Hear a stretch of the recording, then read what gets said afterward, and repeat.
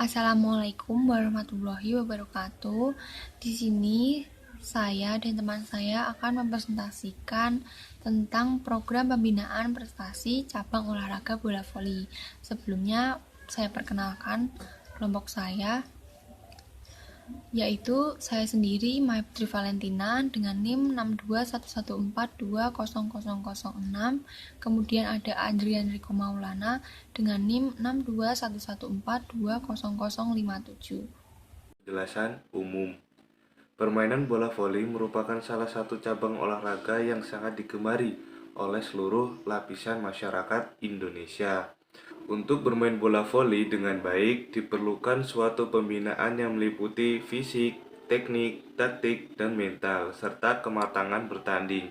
Hal tersebut merupakan sarana utama dan menjadi satu kesatuan yang tidak terpisahkan dalam merencanakan dan melaksanakan program latihan yang berkesinambungan. Dalam upaya mencapai prestasi yang baik, maka pembinaan harus dimulai dari pembinaan usia dini, dan atlet muda berbakat sangat menentukan menuju tercapainya mutu prestasi optimal dalam cabang olahraga bola voli. Pembinaan dan pengembangan pada dasarnya olahraga adalah upaya pendidikan baik formal maupun non-formal. Pembinaan latihan yang terprogram, terarah, dan kesinambungan, serta dengan diimbangi adanya sarana dan prasarana yang memadai menjadi faktor utama dalam pembinaan prestasi atlet. Dalam upaya mencapai prestasi dibutuhkan perencanaan yang sistematis. Terdapat 3 tahap. Yang pertama pemasalan, yang kedua pembibitan, dan yang ketiga pembinaan. Pemasalan. Apa itu pemasalan? Pemasalan adalah mempolakan keterampilan dan kebugaran jasmani atlet secara multilateral dan spesialisasi.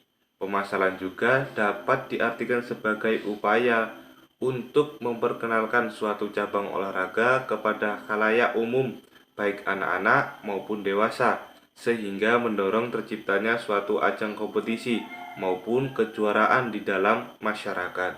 Dan di situ akan terlihat para pemain yang mempunyai bakat di bidang tersebut untuk selanjutnya dibina untuk dapat mengembangkan kemampuannya sehingga menghasilkan atlet yang dapat berprestasi. Upaya pemasaran dapat dilakukan dengan berbagai cara, antara lain 1. Menyediakan sarana dan prasarana olahraga yang memadai di kelompok-kelompok bermain, playgroup, taman kanak-kanak, dan sekolah dasar. Menyiapkan tenaga pengajar olahraga yang mampu menggerakkan kegiatan olahraga di sekolah.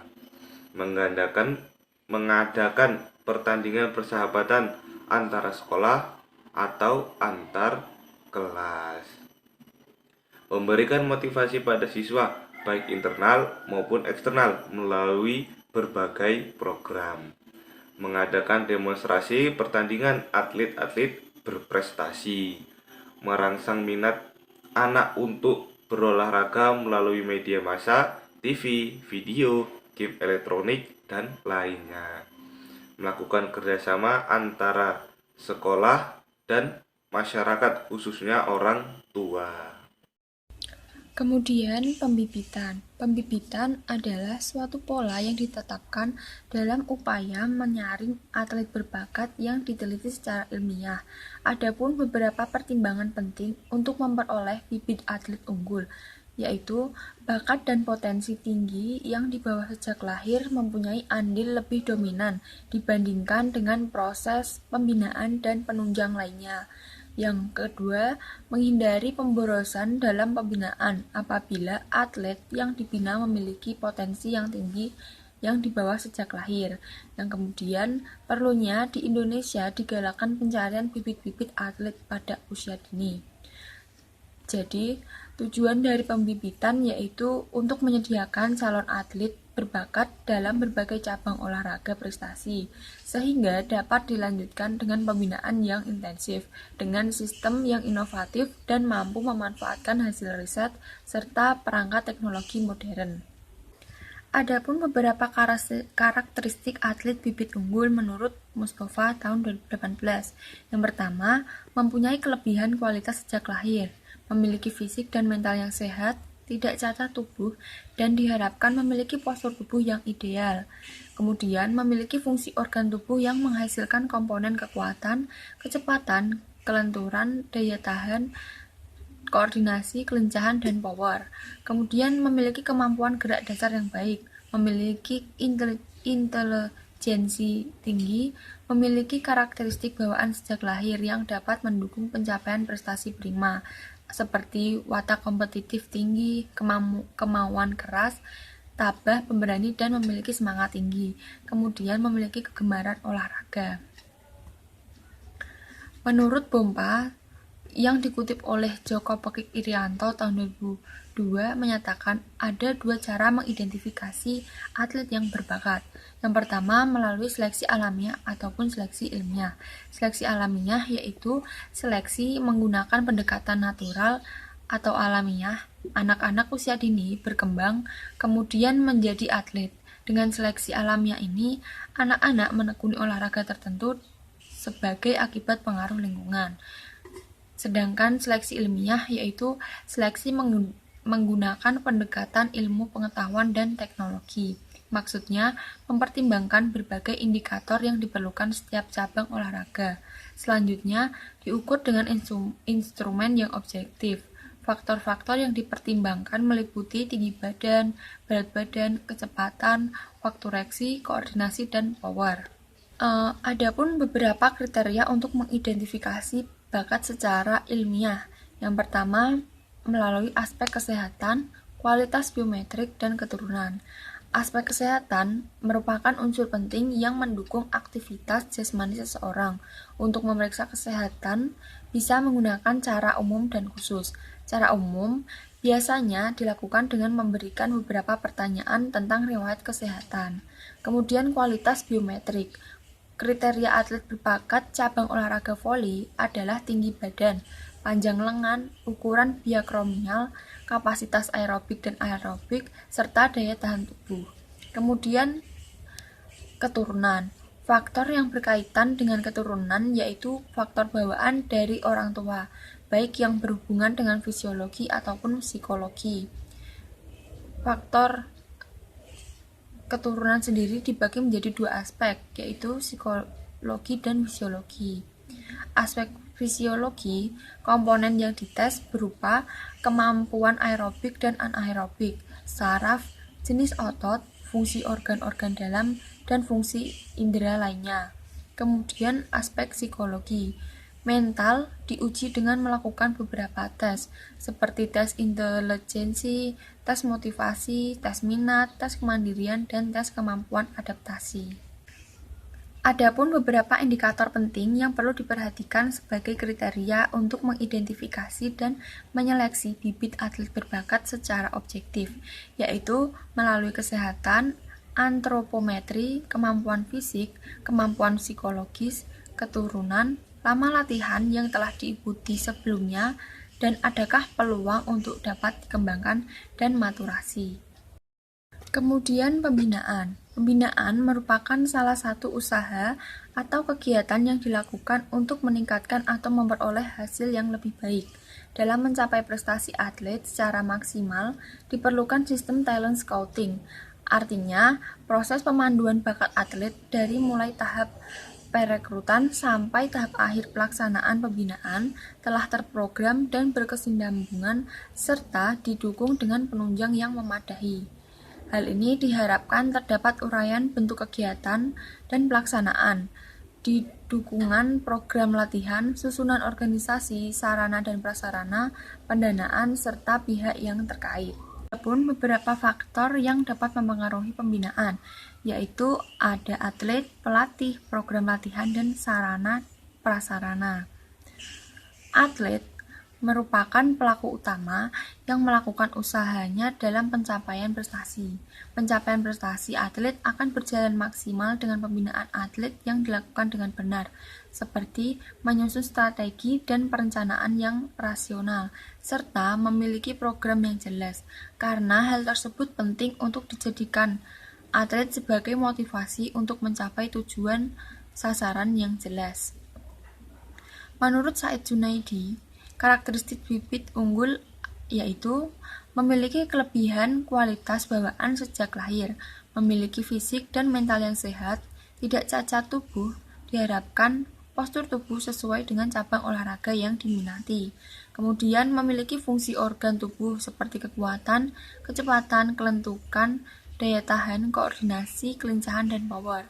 Memiliki kemampuan gerak dasar yang baik, memiliki intelijensi tinggi, memiliki karakteristik bawaan sejak lahir, memiliki kegemaran dalam berolahraga. Kemudian faktor yang berikutnya yaitu pelatih. Pelatih sendiri merupakan seorang profesional yang bertugas untuk membantu, membimbing, membina, serta mengarahkan atlet untuk merealisasikan prestasi yang tinggi dalam waktu yang singkat.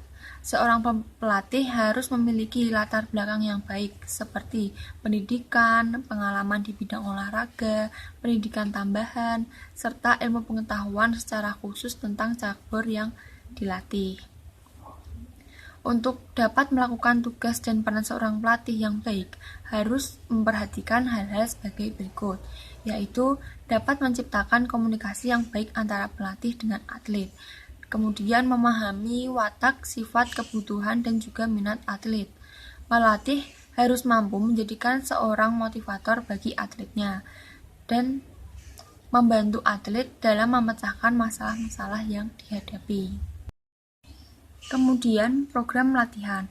Program latihan merupakan pedoman latihan yang bertujuan untuk menentukan tujuan latihan, menentukan cara-cara yang efektif, serta usaha-usaha yang digunakan untuk mencapai tujuan latihan. Program latihan yang disusun oleh seorang pelatih pada hakikatnya untuk meningkatkan kualitas serta keterampilan atlet semaksimal mungkin. Jadi, latihan yang berkala dan periodisasi akan mampu meningkatkan prestasi. Prestasi sendiri merupakan akumulasi dari kekuatan fisik, teknik, taktik, dan kematangan psikis atau mental, sehingga aspek tersebut perlu disiapkan secara menyeluruh. Kemudian, sarana dan prasarana. Untuk mencapai prestasi yang maksimal, diperlukan fasilitas, sarana, dan prasarana yang memadai. Prasarana merupakan sesuatu yang dapat mempermudah atau memperlancar tugas dan bersifat relatif permanen. Contohnya seperti lapangan sepak bola, lapangan voli, lapangan tenis, gedung olahraga, dan sebagainya. Sedangkan sarana sendiri dibedakan menjadi dua kelompok, yaitu peralatan atau aparatus dan perlengkapan atau device. Peralatan atau aparatus ini sesuatu yang digunakan seperti palang tunggal, alang sejajar, gelang-gelang, dan lainnya. Sedangkan perlengkapan atau device yaitu sesuatu yang melengkapi kebutuhan prasarana. Misalnya ada net, bendera untuk tanda, garis batas, dan lain-lain. Lalu sesuatu yang dapat dimainkan atau dimanipulasi dengan tangan atau kaki, misal bola, raket, pemukul, dan lain-lainnya. Dalam pembinaan prestasi atlet, penggunaan sarana dan prasarana harus efektif dan efisien, disesuaikan dengan program latihan yang ditetapkan. Penggunaan bola voli tergantung jenis program latihan yang diterapkan. Yang pertama, melatih kemampuan teknik dasar individu atlet dengan penguasaan satu bola voli.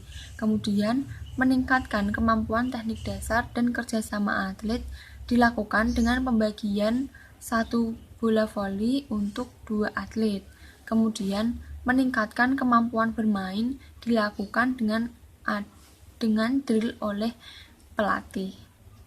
Kesimpulannya yaitu pembinaan dilakukan untuk mencari bibit-bibit baru yang nantinya akan menjadi penerus atlet selanjutnya dalam mencapai prestasi. Sebuah prestasi dapat diraih atlet yang mempunyai bakat yang diimbangi dengan program pembinaan yang sistematis. Pembinaan prestasi sendiri dilakukan melalui 3 tahapan, yaitu pemasalan, pembibitan, dan pembinaan prestasi.